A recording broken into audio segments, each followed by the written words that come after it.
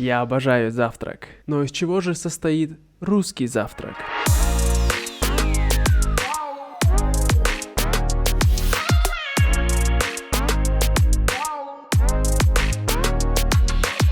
Привет, друзья! Меня зовут Сергей, и добро пожаловать на мой канал по-русски издалека. Сегодня я буду говорить очень и очень медленно. Я расскажу вам о том, что такое настоящий русский завтрак.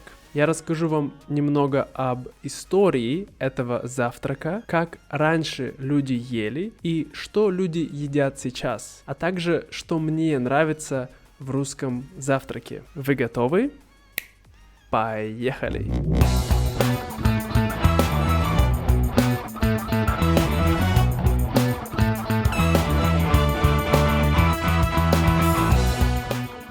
Итак, сначала давайте разберемся, что же значит само слово «завтрак». Как вы, возможно, заметили, слово «завтрак» очень похоже на слово «завтра». А все потому, что у них одинаковые корни. Это происходит от слова «за утро». Завтрак. Потому что завтрак приходит за утром.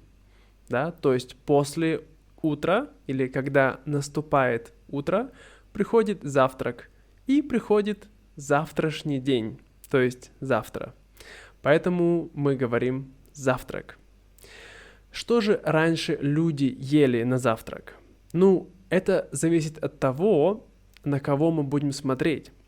Если мы будем смотреть на простых крестьян, то есть на не очень богатых людей, которые работали очень много и работали руками, работали в поле, то они обычно ели очень-очень сытный, но в то же время очень простой завтрак. Главной едой крестьян в давние древнерусские времена была, конечно, каша. Все ели кашу, ели много овсяной и пшенной каши. Однако они не ели гречневую кашу на завтрак, потому что гречневая каша очень быстро переваривается, поэтому они могли становиться голодными также очень быстро. Кроме того, они пили в то время квас или другие напитки из ягод или из меда. Чая в то время еще не было. Но что же ели дворяне или помещики? Они обычно ели то, что оставалось со вчерашнего ужина, и, как правило, это было мясо. Это была буженина, это были яйца, это была колбаса, разные соленья, то есть огурцы, грибы и тому подобное. Но что же люди сейчас едят на завтрак?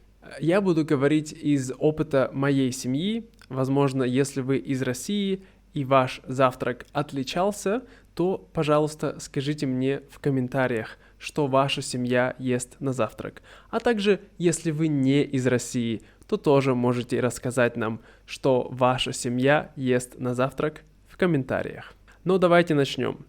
В России сейчас обычно люди едят кашу, так же, как и раньше. Но у нас есть так много разных видов каш. У нас есть овсяная, пшенная, пшеничная, ячменная, рисовая, гречневая. Так много разных видов каш. Обычно кашу готовят на молоке и добавляют в нее сахар, либо варенье и, возможно, еще орехи. Кроме того, очень популярный вид завтрака у многих людей – это творог. Творог – это такая разновидность сыра, которая готовится, не знаю, как она готовится, но похожа на тофу, немножко такой размолотый. Вот. И обычно люди добавляют немного сахара, добавляют сметану, а сметана – это такое очень густое молоко, и они так его едят. Честно говоря, я никогда не был большим фанатом творога как такового, но мне нравятся блюда из творога, которые люди также любят готовить на завтрак. Можно приготовить такие блюда, как сырники. Это такие маленькие чизкейки, потому что используется творог, и они готовятся обычно на плите, обжариваются. Также можно приготовить их, конечно, с тофу, что я обычно делаю. Кроме того, на завтрак люди делают из творога запеканку. Это похоже как такой маленький пирог, в который добавляют творог, и туда также кладут изюм. Что-то я начал очень быстро говорить. Извините. Конечно, это зависит от времени. Если это какой-то праздник, то люди очень часто на завтрак едят блины. И они едят блины обычно с вареньем, они едят блины с икрой, они едят блины с чем? Иногда с паштетом, с грибной пастой, много разных начинок, но блины очень популярны. Но то, что едят в Америке, в России на самом деле называется не блинами, а называется оладушками. Моя бабушка всегда готовила оладушки, и это было очень вкусно. Если же вам не нравятся сладкие завтраки, то в русском завтраке также много есть более таких соленых блюд. Например, яичница или омлет. Очень популярное блюдо на завтрак в России. Мой отец почти всегда ест яичницу на завтрак. И, конечно же, самый известный такой, я бы сказал, самый быстрый и простой способ позавтракать – это съесть бутерброд. Происходит это слово от немецкого «брот», что значит хлеб, и «butter», что значит butter, да, то есть масло. Вот. И, как правило, это кусочек хлеба, на который мы намазываем сверху масло, а также туда можно положить сыр или колбасу и сыр. Можно еще положить это в микроволновку, разогреть, оно растает, будет очень вкусно.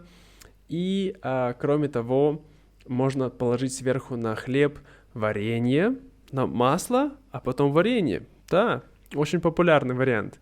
И можно положить сгущенку, то есть это сгущенное молоко, которое такое очень густое, с сахаром. Также очень часто раньше я сам ел такой традиционный русский завтрак, это печенье. Просто чай и печенье. Сейчас люди не очень много едят на завтрак, потому что, как правило, они проводят очень много времени в офисе, да, они сидят, они не очень много двигаются, поэтому завтрак очень легкий. И это может быть печенье с чаем. Ну, конечно же, чай должен быть хороший. Обычно это черный чай. И в России не принято пить чай с молоком.